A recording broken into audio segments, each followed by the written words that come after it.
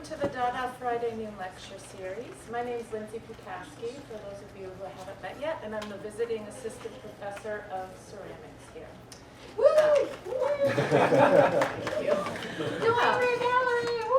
Thank you. Oh, yeah, this is not my time, it's Ron's time. Before I introduce our wonderful speaker, I'd like to thank the Regional Arts Commission for their support of this program and the Contemporary Art Museum for their collaboration on this event. And after the lecture, we have feedback surveys available at the back door. If you want to take a few minutes to complete that very short survey and return it, that would be wonderful. And now it's my great pleasure to introduce you to our guest, Ronald Young. He is a St. Louis-based sculptor whose studio practice centers on creating mixed media assemblages sculpture from found objects gathered from his immediate environment. His work is currently on view at the Contemporary Art Museum in the Great Rivers Biennial. And when I have to say that this is not a show to be missed if you live in the area. When I saw his work in person, I was like pretty blown away by his command over the space and his ability to transform found materials into such powerful pieces. Ron earned his MFA from Wash U in St. Louis and his MA in Media Communications from Webster University. His work is in public and private collections throughout the country, and he's had numerous exhibits. A couple notable ones was a group show last winter at the Hunt Gallery here, as well as Kranzberg. And please join me in welcoming our artist, Ronald Young. Thank you. One city, one country, one state. Some place to be nobody. Some place to be. Some place you wouldn't know probably. Some place to be nobody.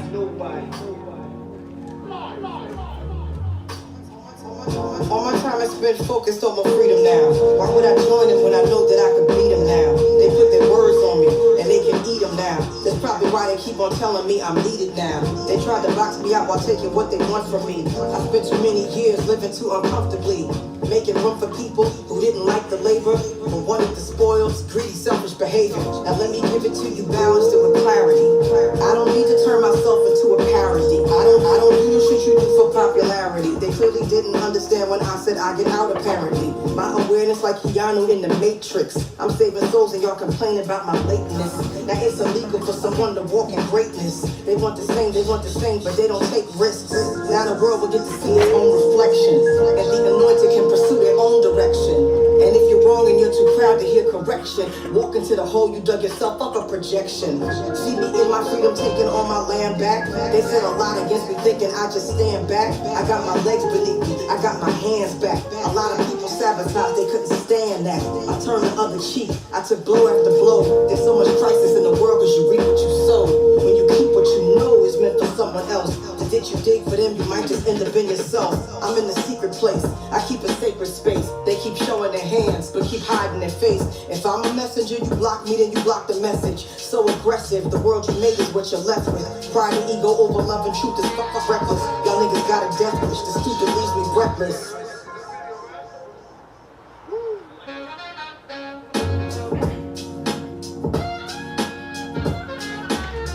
Some place to be. Yeah. Ain't ducking nothing. Wow.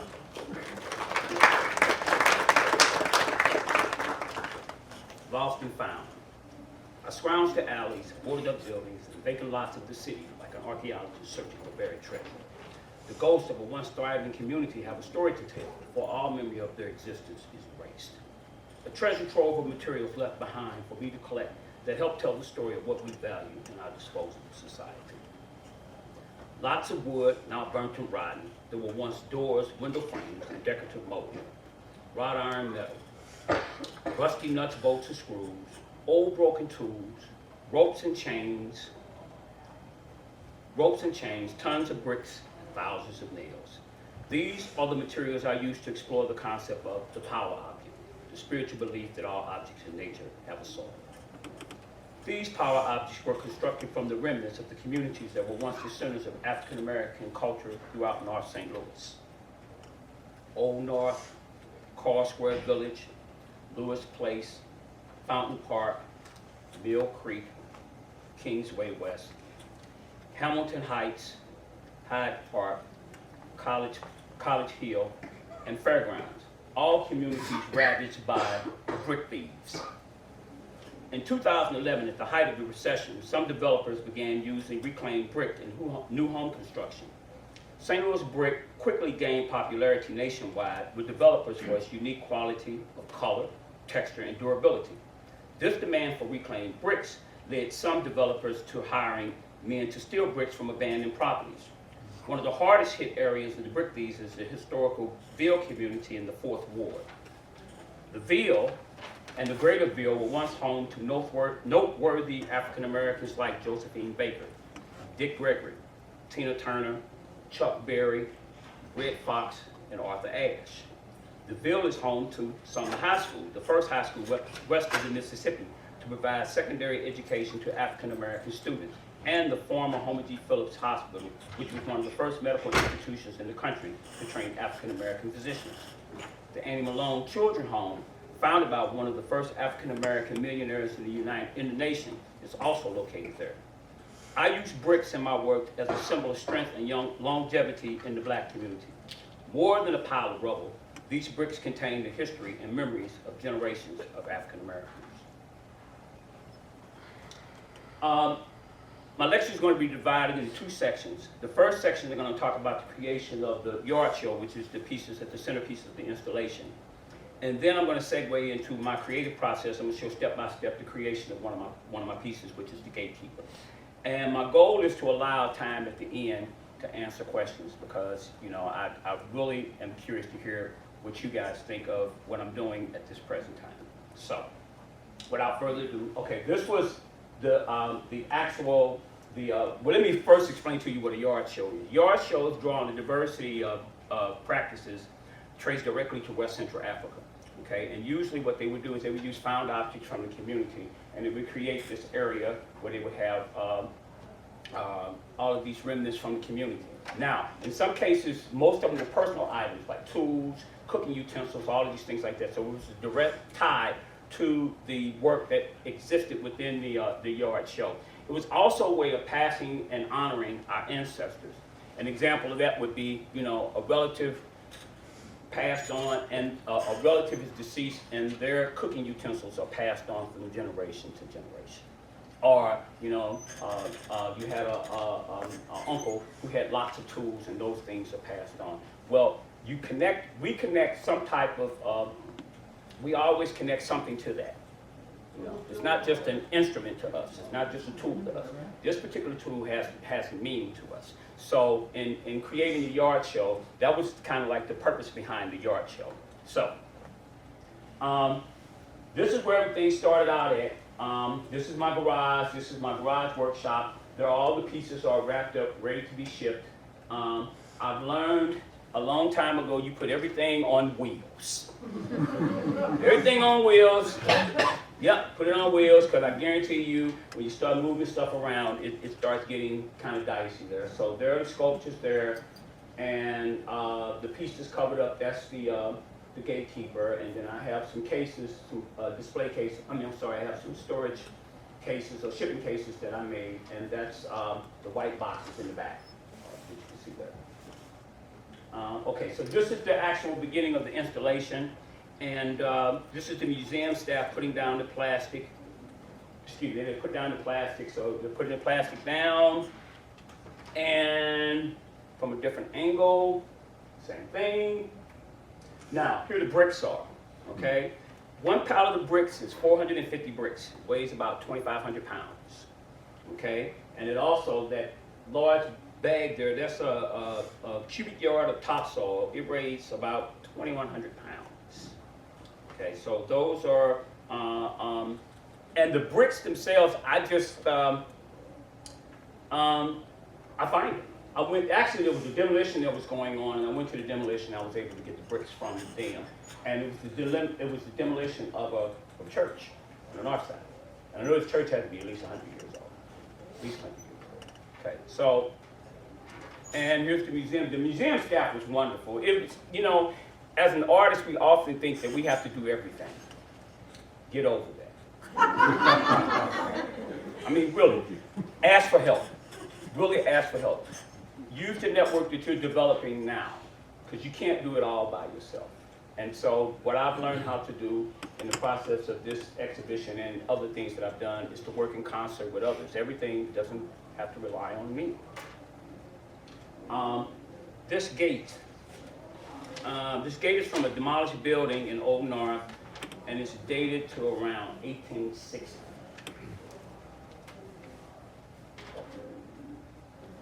And this is the museum crew discussing how to do the installation of the gate. And this is what it looks like now with the bricks along with it. And this is the piece that's on the wall. This piece is called Out of Sight, Out of Mind. Interesting story behind this. When the museum and the curators came out to the house to do the studio visit, because my studio's in my home. And this piece, the two hanging pieces were not even part of the original exhibition. I hadn't even thought about it, okay? And so when they came in, the curators, the guest curators, they said, oh, we have to have those pieces. I'm like, really? I never thought about it, but I'm glad they did include them, okay? And this piece is a piece I made when I was still in school at Washington University. And what I was trying to do was transition. My background was primarily that of a painter. You know, I painted for many, many years. And when I decided to go back to school, I saw, why would I go back to school to learn what I already knew how to do? So I didn't exactly know what I wanted to do. I just knew I didn't want to continue doing the type of style of work that I was doing, which was painting, mostly 2D stuff. You know, I did some collage work as well, and I was using found objects, but this was a step away from that. So this was part of the process to help me to think like a sculptor, to actually start thinking in around. So here's the yard show. Here's the original. This is when we finally got everything set up with the dirt and the bricks and everything like that. And I want you to pay particular close attention to how the bricks are jagged and going kind of like this up and down. That was in the opening segment where you saw the building that was burnt out. That's very common of those buildings, these brick buildings, when they burn down, and I'll get into why they're burned down. And they leave this kind of like skeleton there. So that's what that was all about. I wanted to get that skeleton-like look, and you kind of get a closer look at it here. One of the techniques that the brick thieves would use is they would set the building on fire. They weren't trying to burn them down. They just wanted to get the fire department to come. So when the fire department would use the high-pressure hoses, they would help loosen up the mortar for the bricks, and then they could take the building apart a lot easier. In addition to that, there were also all the fixtures that were being burnt as well. That's why I ended up using the fixtures as well, because they were all part of the structure that was burnt up. As a matter of fact, this stone area right here was from that building that you saw, the one where I was walking around in the muck. Okay, that was from that. And this is the actual yard show. Right after we got all the totem poles, that's what I call those pieces, and the other piece, which is the gatekeeper. This is when we got it all set up. In 2019, I did an invitational artist residency in South Africa with Dr. Esther Malanga. And among the things that I saw that I was there, I was really struck by their use of just the materials. Whatever was there, that's what they used. You know, if it was dead wood, if it was barbed wire, whatever it was, that's what they incorporated into their work. So in this case, there's my work, and you kind of can see the direct influence between the two. The piece on the left, the piece to my right, which would be on the right-hand side, was a rites of passage section that they had, and there was a smaller one that was back behind it. And whenever the young men, when they started to reach a certain age, they would gather them here, and I think they gathered them in the smaller section, then they would go off and do whatever they do, and then when they would come back, they would go into the larger section. So that was kind of like an influence there. And also here, this was a funerary area that was right outside of the, it was within the confines of the compound where people lived at. So, you know, this really struck me, and it was from this that I got the idea to do the gatekeeper. And this is the gatekeeper. Now, while I was in Africa, I made it a point, it was a group of us, group of artists that traveled together, and we had a ball. We had a great time, you know. Do some workshops, do some residencies with other artists. You'll learn a lot. You'll have a great time. And there's something about traveling with artists, it's just, you have to do it. Okay. But anyway, and I insisted, I said, I'm not coming all the way to Africa and not gonna see some lions. So we went, to a area, and it was actually an open area. I forget what they call it. It's like a safari land. And you stay in your car. You're supposed to stay in your car with your windows up. They have lots of signs to tell people to keep your doors locked and your windows up, okay? But you ride through the area and you see the animals. So this was my interpretation of what I saw. So this is my indoor studio, and that piece that's closest to us, that's the actual piece that I started on for the, this is the before. This is the actual before. And all it is just a piece of decorative molding that I found laying around the street. So, and this was, that's what I wanted to tell you. Take lots of pictures of your work. Take lots of pictures. And there's several things that are going to be happening. You're going to be documenting the work, but also when you go back, you'll start realizing all of the stuff that you didn't really kind of like pay attention to, like the time lapse between when you first started it and when you finished it, because it's all time stamped. This actual picture I took December 30th, 2020, and I know that because I got the time stamp. I never would have paid attention to it until I went back and looked at it. But anyway, that's the beginning. Okay, now, here is the actual piece where I'm starting to assemble it. And at this point, I'm just trying to get it to stand up. I don't want it to fall over. I want it to support its own weight. So this is the beginning here. And if you'll notice that, pay particular close attention to how the piece begins to transition, and I try to remain very, very flexible and not lock myself into some of the ideas that I had earlier. Okay, so this is when I first started adding the rope, and once again, the thing I like about the work that I'm doing now, there is no right, there is no wrong. There's no right way and there's no wrong way.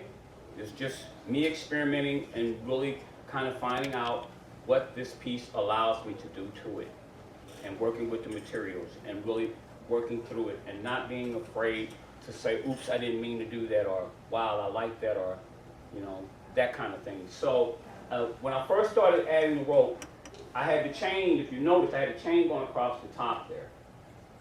Chain going across the top, okay? And I also started adding the nails into the the opening in the mouth. And what I started realizing is that if I put the nails in and they were all, I could create character with the nails. I could use them to create a feeling and an emotion, either anger or aggression or whatever it was. And so this is the front view and the back view. And I'm still, you know, experimenting with it, trying to figure out what's going on. And I have to remain flexible.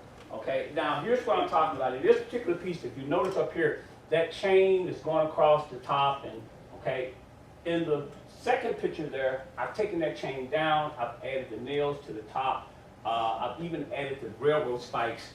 And so, I had to allow myself the flexibility to just, change my mind. Okay, here's the piece. On the left is before I took it out in the yard and burned it. I used a roofing torch to do that with. and I have enough space in the back of my yard where I don't burn anything down.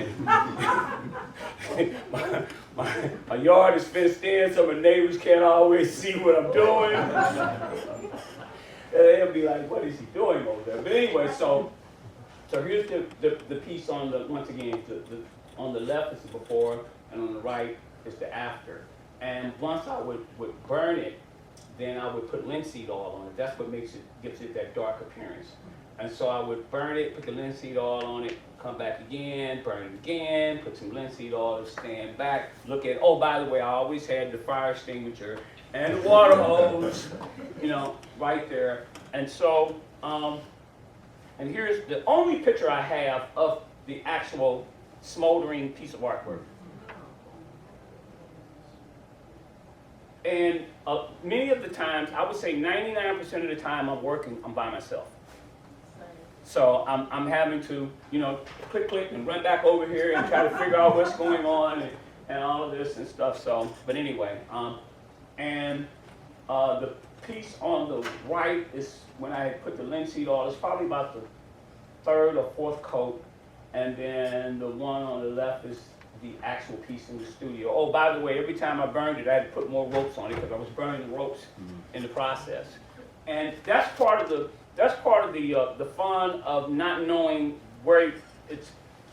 I have a certain idea in mind, but the fact that I can't see that crystallize until I go down this path is what I really enjoy about what I'm doing now. I kind of liken it to, they say, my cousin was in the Navy. I mean, my cousin he was a Marine, but they traveled, Marines travel with the Navy. And he had told me, he said that when they're at sea, they can only see so far, I think it's like 12 miles to the horizon. You can't see what's on the other side. You can just see what's at the horizon. Well, that's kind of like how I feel about the work I'm doing now. I can only see to the horizon. I have no idea what's on the other side. I just have to keep going. And but I enjoy that. I enjoy the spontaneity. I enjoy the uncertainty. I enjoy sometimes really not knowing where this is going, but just having to trust my gut and my instinct. And then here it is, finished. That was the finished piece in the studio. How did you know you were finished? Great question. You perfect timing, because this is perfect timing. So that's the end of the presentation. And who was that to ask that first question? Oh, okay. I'm here from the north side to meet you. Oh, okay. Okay, thank you. How do I know when I'm finished? The good thing about the work that I'm doing now is never really finished. I can always go back and do something else to it. I can always go back and do something else to it. So it's never really finished. I reach a point where the work tells me, okay, don't do anything else. But that doesn't necessarily mean it's finished. It just means I'm tired of you doing whatever you're doing to me. Leave me alone. So now is a good time to ask questions, please. Please ask questions. Yes? How often do you go back and finish it, like some length of time later? Oh, God. Okay. Probably every time I present it, I have to do something to it. The pieces that I put into the show, there were things that I had to do to them and get them ready. One of the things that I realize is that this stuff I do is very messy. And so when I was preparing the work to take for the exhibition, I had the stuff in the garage. Well, I would get it ready and then dust. It was just dust and stuff. So that's why at the opening there, that's why those pieces were. What happened? Okay. I'm sorry, that's why those pieces at the beginning are wrapped up, because it's so much dust in my garage that I would have the stuff ready to go, and within a day or two, there's like dust and stuff and spiders and everything else, because it's in the garage. And then the museum had already told me, do not bring any critters in here. So.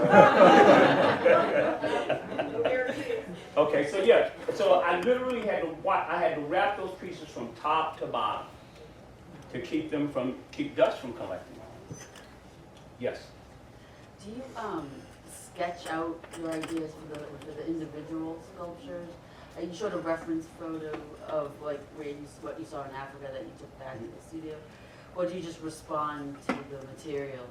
Great question. I do not draw. Now you have to realize what that means.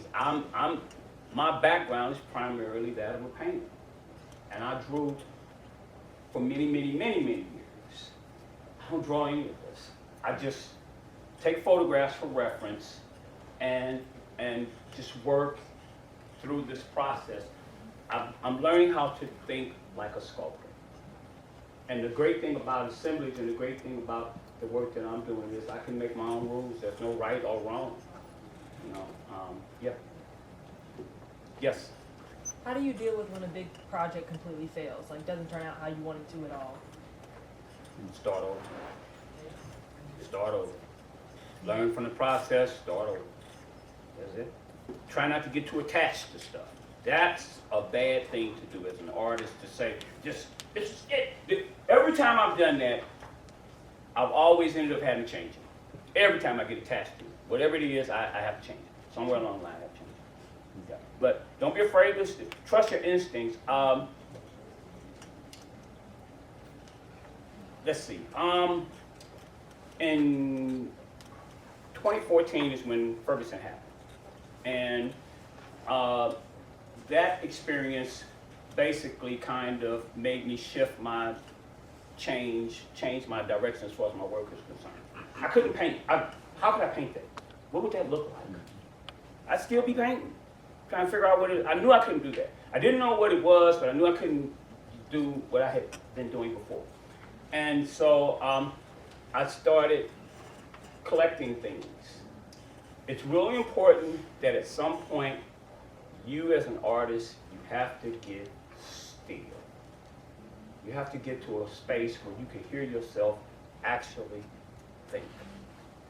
And actually, and that looks different for everybody. For some people it's going into nature. Some people it's having some physical activity. Some people it's listening to music. But you gotta get somewhere where you can get really still and hear yourself think. Once you can hear yourself think, that original creativity that's there, it'll start surfacing. And at first, it'll give you a sense of uneasiness. And that's when you know you're on the right track. When you start getting that feeling in your stomach, like, I'm not sure about this, you're on the right track. You're on the right track, I'm telling you. Yeah. And that was my journey, you know. And so the body of work that I'm creating now, I've only been doing it for I started in 2014. I went back to school in 16. So since 16, basically, that's been it. So I'm still learning how to create this body of work. I intend to someday paint again. It will not look like the previous work. I can't even begin to tell you what it's going to look like. I know it will look different. It'll feel different. I enjoy what I'm doing now. I really enjoy what I'm doing now. It's a lot of fun. Yes? Will you ever combine painting and sculpture? Yes. Yes. So when I first started doing my sculptures, my assemblages, I intentionally steered away from certain things. I steered away from drawing. My style of drawing and painting was like this. It was very tight, very methodical. Everything was planned out. It was, you know, and it got to a point where it was no longer fun. I mean, it was literally, I felt like when I got to the point where I was actually painting or I was doing murals and I was doing large format work, and I did so much planning that by the time I got to the actual piece, it felt like painting by numbers, and it lost its fun. I knew that I had to pursue something else, and in creating these materials, it allowed me the flexibility of, you know, kind of stumbling through dark, you know, trying to figure it out. Yes? Can you talk a little bit about titling in your work? I noticed that titles, I saw them at the exhibition, and you talked about the title of the piece you walked us through. Right. How do you come up with titles? Originally, when I first started creating work, I was just creating work, and after a while, I realized I didn't have any titles. And I was like, oh man, I don't have any titles. So what I started to do, I started a book of names. And I just started writing down titles, anything that struck me, anything that I thought of that was really unique. And at some point, I was able to take that title and assign it to a piece of work. and it works for me. Yeah. Yes. What does failure look like to you? And is success the complete opposite of that, or is it kind of gray? Wow, that's a good one. Failure to me looks like never trying, giving up. That's failure. You look at it and say it's too hard, I can't do it. I think that this was my third time applying for Great Rivers. Third time. Okay. The other two people in the Great Rivers, Basil has applied. This is his third time, and how many is his facade? Probably a couple. Yeah. So get over here and know. Just get over it. It's going to happen. Try not to take it personal. Yeah, your ego is still there. Yeah. But you have to get past the point of thinking that everything I do has to be a great success, and it's part of the journey. You've got to hear no. You've got to hear that. You got to hear that. You learn more from your supposed or perceived failures than you do from your successes. Really do. Yes. Are you open to collaborating with other artists? Yes. Will you collaborate with me? we can talk about it. Okay, so this house right here, this is really interesting. This is a house on the corner of Cook and Whittier, obviously. Okay, now I grew up right down the street from this house. Okay, this house has been vacant for 50 years plus. I've been researching, trying to narrow it down to specific dates when it was originally vacant. And so I've been getting first-person narratives from people that I know that I grew up with in the neighborhood. And everyone who's still alive has a story about this house. But nobody can remember when this house was last occupied. Nobody. Okay, I think I narrowed it down to 1969, 1970.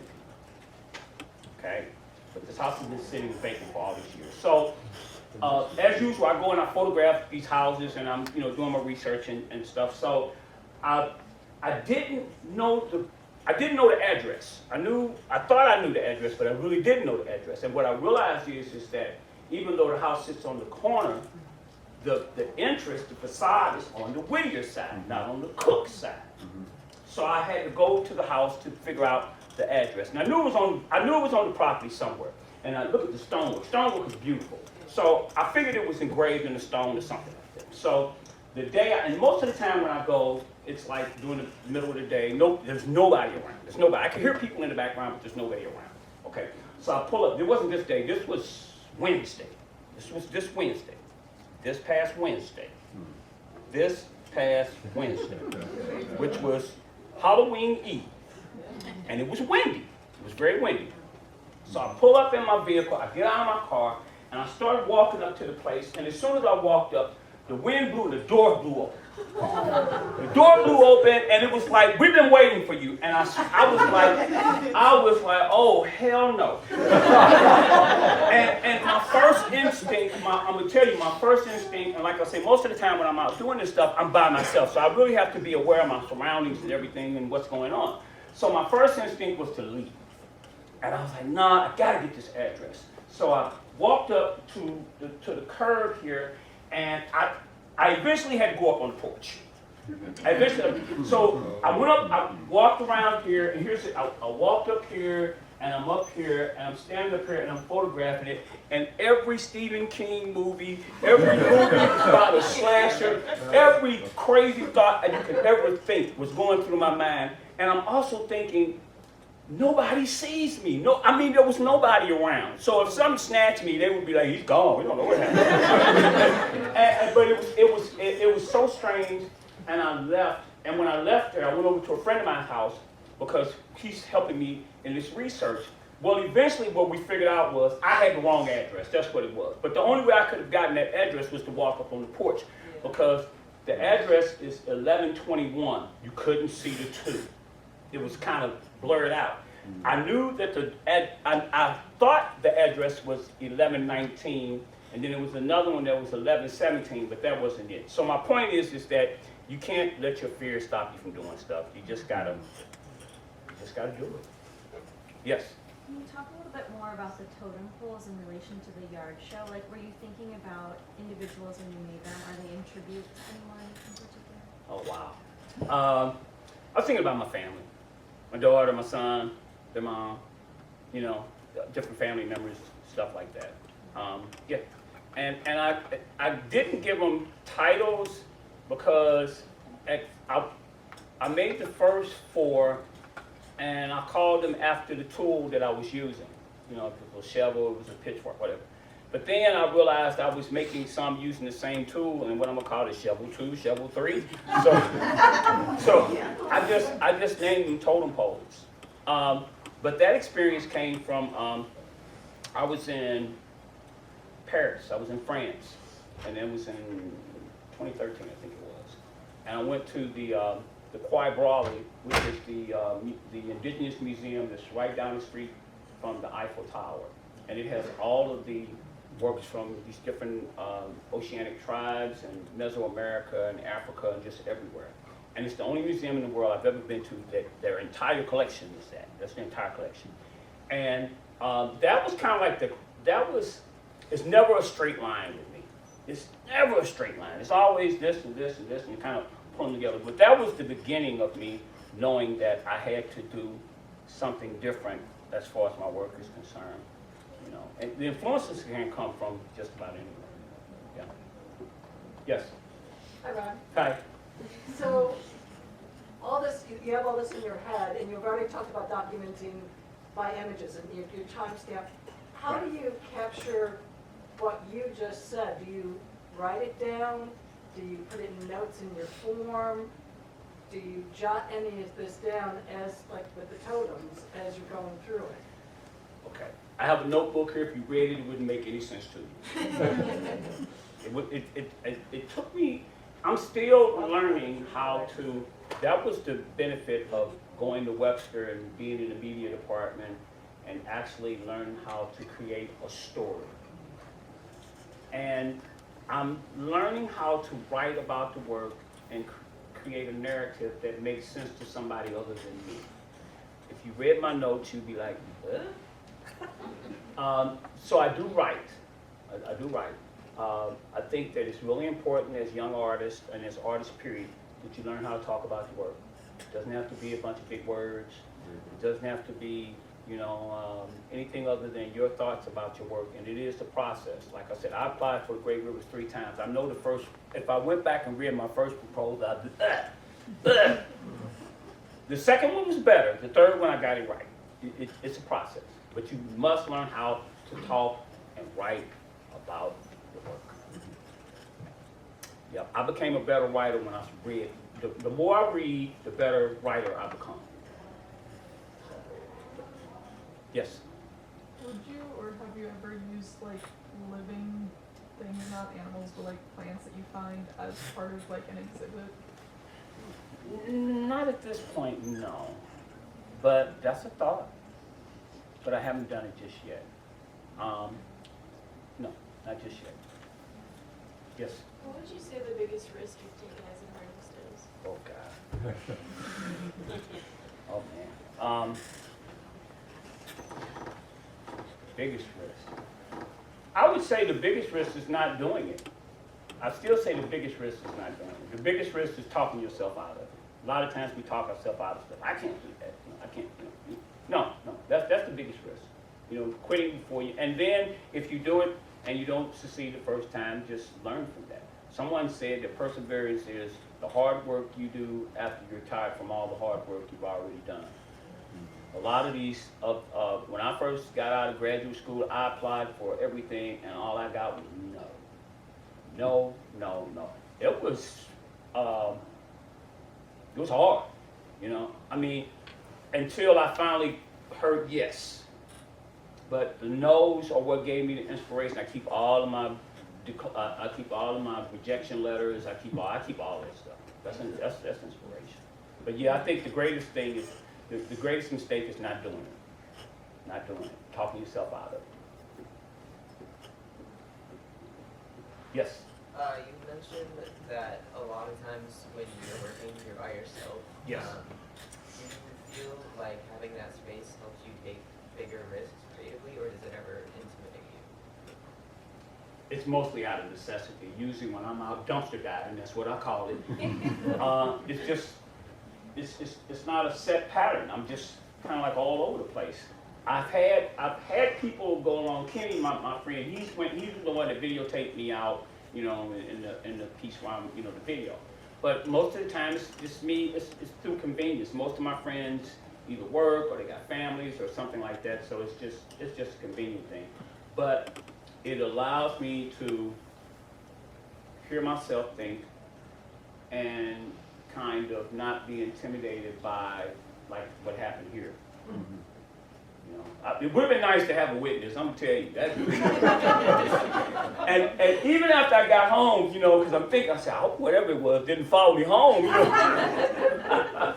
Yes. The piece that you did in the thick of things. Pardon? The piece that you did in the thick of things. Yes. Do you remember where you got the washboard from? No, but I can tell you that it seemed like as soon as I started noticing and buying stuff, the price of it went up. You know, but then a lot of stuff I get from people. I have friends that, you know, will call me and say, I got something. I say, give it to me or send me a picture and stuff. So, yeah, yes. When you go dumpster diving or whatever, do you have something in mind, or you just want to see what's in there? Sometimes I have something in mind, specifically. It's about 50-50. It depends. You know, like if I'm going to refab, or if I'm going to the Limp Brewery, which I get a lot of stuff from them, then I have something specifically in mind. But many times I'm just riding down the street and I'll see something, and I'll slam on brakes and back up, and throw it in the back of the car. So, yeah, yes. So, how do you keep yourself from like being like a hoarder with all of this stuff? It's too late. I keep stuff all the time that I know I'll probably use someday, but I just don't know what I'm going to use. It's too late. I'm hopeless. It's too late. I am purging some things now because two of the things I'm finding out is the work that I'm doing now is messy, very messy. It's not really something you want to do at your house, and a lot of the stuff takes up space. You know, so I'm having to purge. It took me a while to go from making these large pieces to now these smaller pieces, like in the thick of things and different things like that. It took me a while. I didn't start off making these smaller pieces. I was just thinking whatever size the object was I found, that was the size of the work. So it's a process. But I probably need to throw away half the stuff I got laying around my house. So. Yes. Yes. You visited the Lund Brewery before? Have I visited? The Lund Brewery? Yes. Oh, what artifacts and materials have you discovered in the Lund Brewery? More stuff than I probably need to take with me. Okay, I'll give you an example, okay? Lots of metal. The corrugated metal that you see on the roofs of buildings, lots of that. Lots of it in various states. I love stuff that's rusty. I love stuff that has a patina to it. Nails. I go there a lot to get my nails. Oh, I go there a lot to get my nails, and I can go there and get a huge container of nails for about $10. So, yeah, I narrowed it down to specific places that I go for specific things. I know where to go to get the railroad spikes. I know where to go to get the wood and different things like that. But that's through trial and error. Yes. So I got two parts. One, when you put the show together, it's a big space. I don't know if you were able to make that space somewhere else and bring it in, or if you built it a whole show in there. So did you, over time, if it was a lab, would you change anything now that you've lived with this for a little while? Are you seeing it as you saw it? Just at the contemporary, yeah, I wouldn't change anything. I like it just like it. Wouldn't change it. Yeah. And then you said there was another part you were going to ask? Well, just the way it came up in the first place is you place the pieces and it lives out there.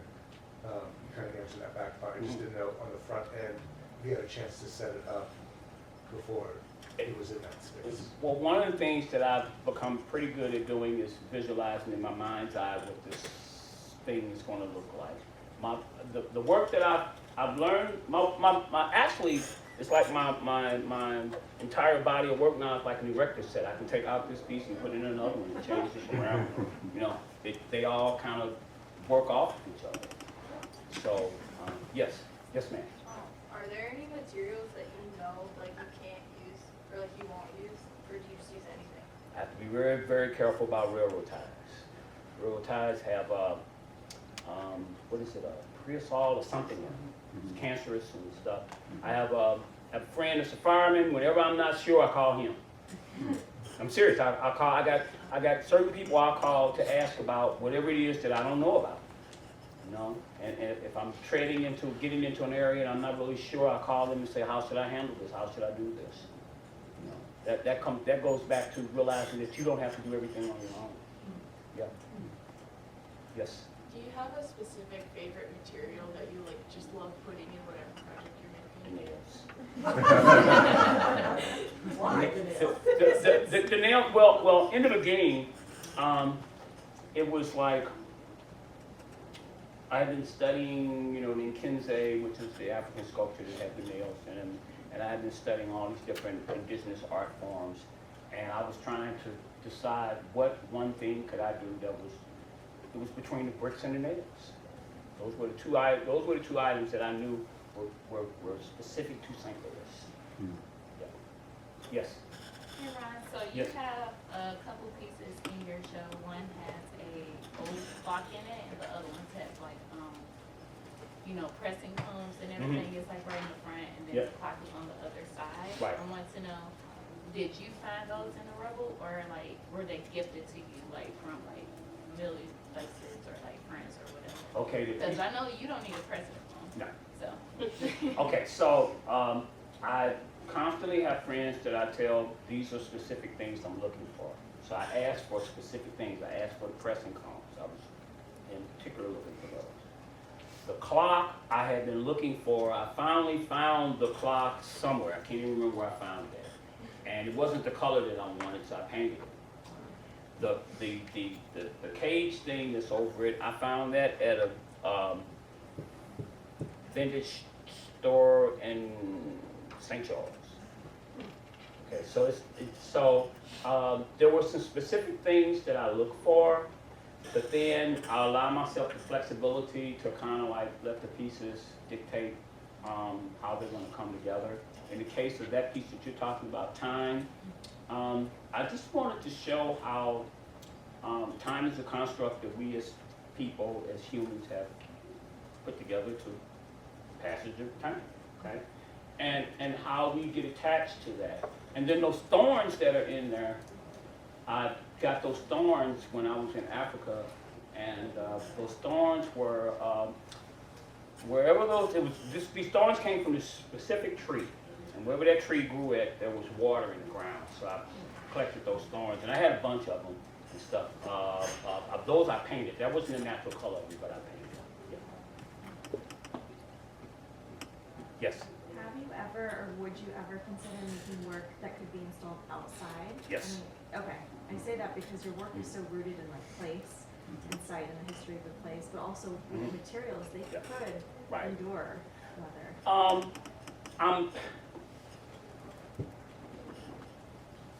I have in my garage the equipment to weld and do a lot of different things, but I'm scared I might burn my house down.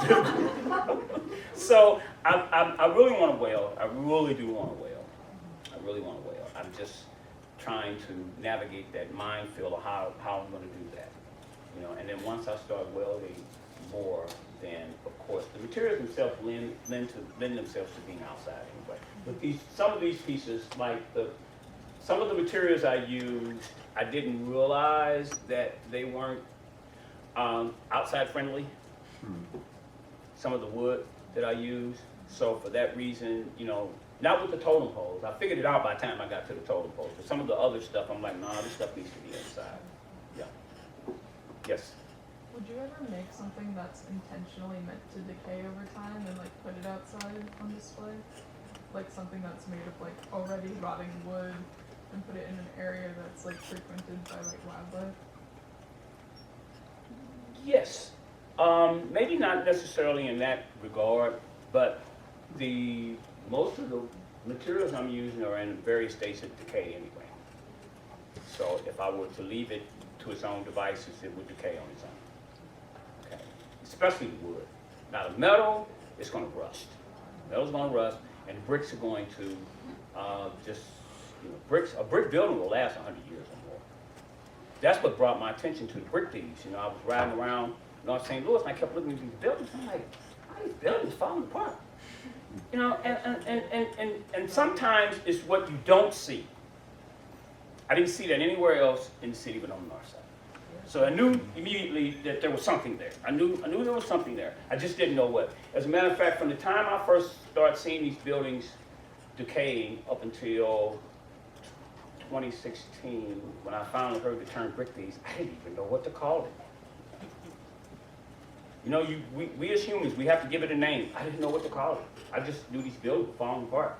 And it was something that interested me, and I just followed it and pursued it and stuff. So, yeah.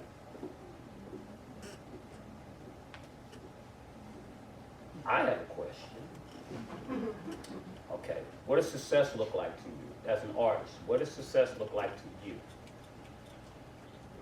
And that's an open question. Yes. Forgiving yourself when you make mistakes. Okay. Struggling. Struggling? Okay. Don't everybody jump up at the same time. Now I could tell you what success looks like for me today. And I asked a very bold question, mm-hmm. and it was a challenge for me up until I asked. So it was success for me. You're here. That's successful. You made the effort to get in this room. You made the effort to come here. That's a success. You're in this program. That's a success. You're trying to figure things out. That's a success. That's the challenge. You're on your path. You know, but what does it look like to you? Yes? Learning to not be so obsessed with perfection. Important. Don't hold yourself to this standard that everything has to be perfect. You know, when I was drawing and I was creating my paintings and stuff, it was very, very tight, very, very methodical. I wanted everything to be perfect. And even though I was successful at it, I got burnt out. It wasn't exciting.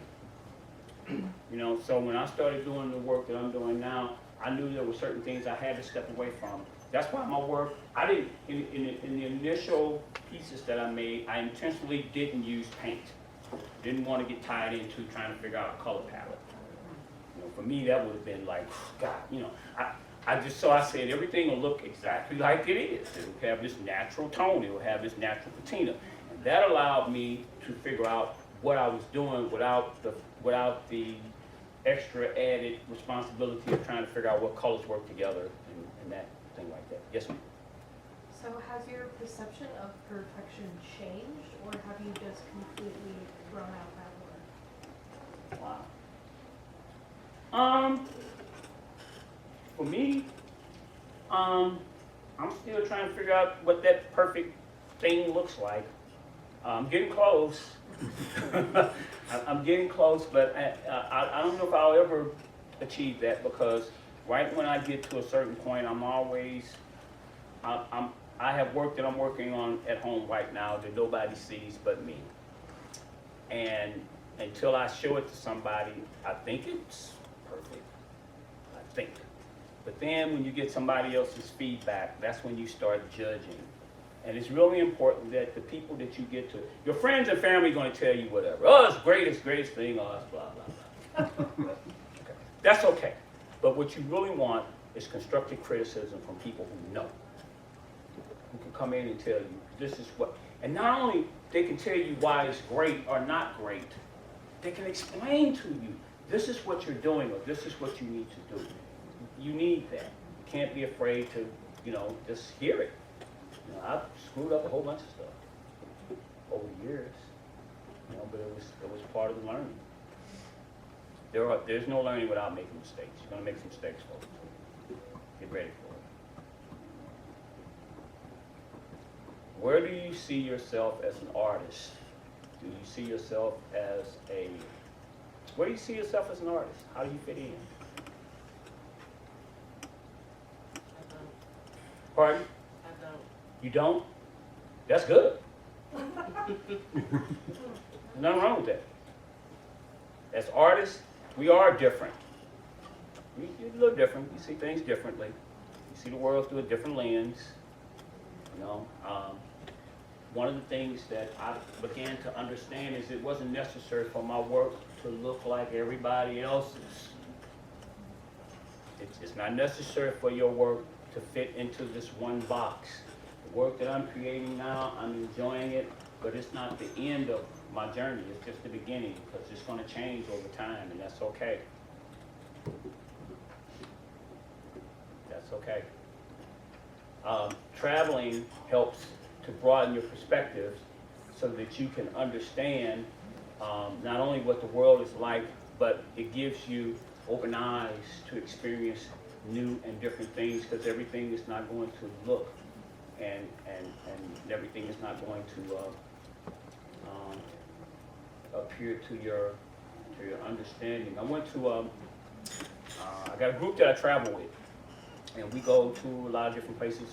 Sister Senegal sister cities, okay? And we've gone to we went to Paris, we went to London, we went to whatever.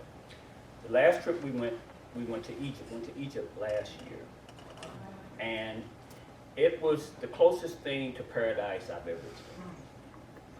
It was, I mean, once we got, of course, we landed in Cairo, and Cairo was just like, it was just too much for me. It was too much. Cairo is 25 million people. It's the largest city in Africa. It's the largest city in the Muslim world, and it's just, it was just too much. Interesting, but too much. But then when we left from Cairo, we went to Luxor, and then Luxor is where the Karnak Temple is, and then we went to Aswan. We went to Luxor. Luxor is where Luxor Temple is, but it's also where the Valley of the Kings is, where King Tut's tomb is. Now, I often tell people, you do not have to be rich to travel. You don't have to be rich to travel. You do need money. You do need money. But you do not have to be rich. You don't have to be rich. You need a passport. Those are two things you need. You need a passport, and you need some money. Okay? If you can get those two things, you can travel anywhere. You can travel anywhere. So anyway, this experience, the Egypt experience, so when we like I said, we started out in Cairo, we went to Luxor, and then we ended up in Aswan. And by the time we got to Aswan, I was just like in another world, because it still looks like it did thousands of years ago. It still looks the same. I'm talking about in terms of the terrain and the buildings and everything. And at one point, we're riding down the Nile, you know, and I look, and you can see the sand dunes. I'm glad I turned mine off, because usually it's me. You could, on the sand dunes in the distance, you can see the Bedouin, the Bedouin or the tribesmen that live in the desert. You can see their silhouettes on the top of the mountains on the camels, and it was just like it was like the closest thing to paradise I've ever experienced. It was absolutely beautiful, absolutely beautiful. And but I say to young people, especially, travel, especially now. You don't have the additional responsibilities. Once again, you do need some money. Okay, you do need some money, and there are programs and things, especially now with you being in school, like when the school says we're going to New York, or we're going to Chicago, or we're going wherever, go, experience it, yes.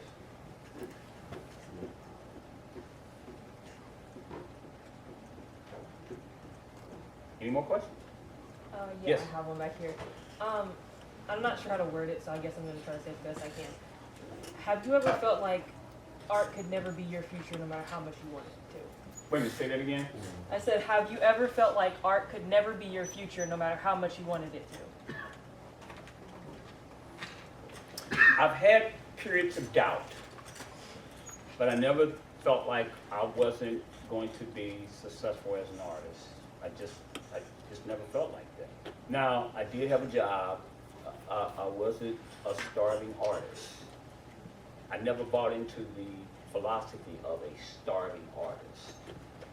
So for me, my career path was, I was an educator. I taught school. And it was through my teaching experience that I was able to continue my studio practice because I taught art, okay? And so, but there were times where I had my periods of doubt.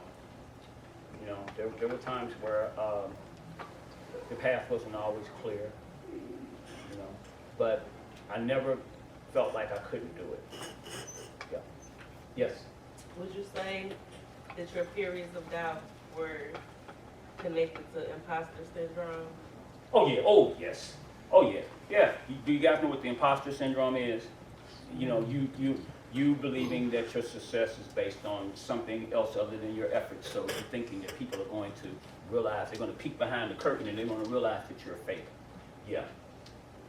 Yeah. I think that's normal for most people. That's normal for most people. Give you an example. My daughter is, well, I got 3 older children, and my daughter is the middle child, and she's a lawyer, she's an attorney in Chicago. But she started creating collages and doing these things as a release to help her navigate the minefield of being a lawyer. So she did a show in Chicago. It was called Black Girl Rock or something. It was Black Girl Rock. So we went to Chicago to help support her. So we got everything set up. You know, she got all the stuff set up. And then she walked around the room, and I knew this was going to happen. I was waiting for it. She walked around the room and looked at everybody else's work, and she came back, and she had that deer in the headlight look. I knew it immediately.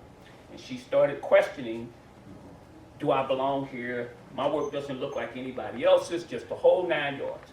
And I said, before I could even explain to her that that's okay, somebody came up and bought her work. Ta-da! Yep. And after that, she was like, I'm good. That's a beautiful story for that example. You know, and we've all, I'm telling you, as artists, we've all been there. I've applied for stuff that I really wanted and didn't get. You know, and I went through a phase where I was angry, not that I didn't get it, but they were charging me. You know, you pay this fee. So you pay a fee, you know, 25, 50, 50, 25, 25. And you said, wait a minute. And then it wasn't the fact, it was also, you don't know what you did wrong. Nobody, if you don't ask for some type of feedback, or you get some type of feedback, you don't know what you did wrong. As a matter of fact, when you do it right, you don't really know what you did right. Not really. I mean, somebody has to tell you. You have to get some kind of feedback. That's why I do the feedback forums, because you have to know, you know, you have to get some type of outside feedback to let you know that I'm on the correct path. Because otherwise, you'll just, you know, like that hamster on that wheel, you'll just be going around and around and around, and without some type of intervention, without somebody telling you, you know, giving you some type of outside influence.